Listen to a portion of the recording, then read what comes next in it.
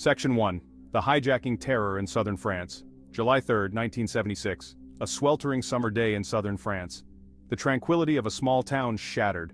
A bus filled with Israeli schoolchildren ambushed on a routine field trip. Gunmen, their faces hidden behind masks, stormed the vehicle. Children screamed, their laughter replaced by terror. The hijackers, members of the Popular Front for the Liberation of Palestine, barked orders. Their demands? The release of Palestinian militants imprisoned in Israel. The world watched in horror. News of the hijacking spread like wildfire. Parents, thousands of miles away in Israel, clung to radios and televisions. Every static crackle, every grainy image fueled their fear. French authorities scrambled. A nightmare unfolded on their soil, a stark reminder of global terrorism's reach. The hijackers, heavily armed and volatile, herded the terrified children into the schoolhouse. It became their prison, a ticking time bomb. The hijackers issued their demands. The stakes were clear. The lives of innocent children hung in the balance. Each passing hour amplified the tension. The world held its breath, praying for a miracle. Section 2. Whispers in the shadows, Mossad gathers intelligence. In the heart of Israel, the Mossad, Israel's intelligence agency, sprang into action. The mission: gather every scrap of information, every whisper that could lead to the children's safe return. Agents fanned out across the globe, their identities shrouded in secrecy. They infiltrated terrorist networks, piecing together the hijackers' identities, their motives, their demands. Time was the enemy. Every second counted. The Mossad worked relentlessly, their analysts poring over data, their operatives risking their lives in the field. The pressure was immense, the weight of a nation's hope resting on their shoulders. Leads emerged, whispers of the hijackers' past, their connections to terrorist groups. The Mossad, masters of deception and infiltration, worked tirelessly. Their intelligence would prove crucial, providing the French authorities with the knowledge needed to plan a rescue. Section 3. A race against time, negotiations and desperation. French authorities engaged in a tense dance with the hijackers. Negotiations, fraught with peril, became the lifeline. Every word mattered, every concession a gamble. The hijackers, volatile and unpredictable, held the lives of the children hostage to their demands. Days turned into nights. Hope flickered like a candle in the wind. The world watched, captivated by the unfolding drama. The hijackers, growing increasingly agitated, issued ultimatums. Their patience, stretched thin, threatened to snap. The pressure mounted.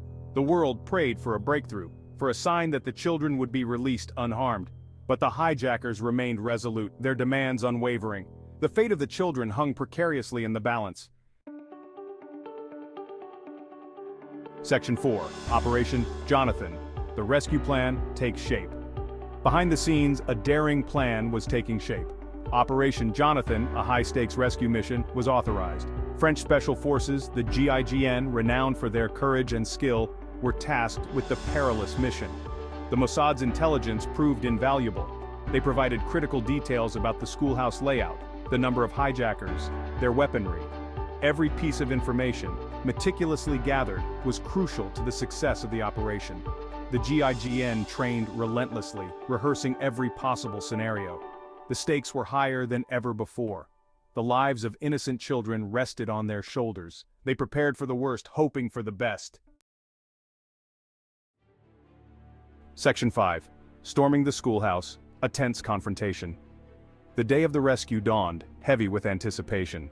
The GIGN, cloaked in silence, took their positions surrounding the schoolhouse. The element of surprise was their greatest weapon. The world held its breath. The assault was swift and decisive. The GIGN stormed the schoolhouse, their movements precise, their determination unwavering. Gunfire erupted, shattering the tense silence. The hijackers, caught off guard, fought back with desperate fury. Inside, the children huddled in fear, their young lives hanging in the balance. The GIGN, their training kicking in, fought their way through the schoolhouse, room by room. Their objective was clear: neutralize the hijackers and secure the children's release. Section 6. Victory and Aftermath. Freedom's Embrace. The gunfire ceased, the silence was deafening. One by one the children emerged from the schoolhouse, their faces pale, their eyes wide with shock. They were free. Operation Jonathan was a success. The world erupted in jubilation. The hostages, safe at last, were reunited with their families. The relief was palpable, the joy immeasurable. Operation Jonathan stood as a testament to the courage of the GIGN and the unwavering dedication of the Mossad. The hijackers, their reign of terror over, were either killed or apprehended. Justice, swift and decisive, had been served. But the scars of that day, the memories of fear and uncertainty, would forever linger in the hearts of those who endured the ordeal.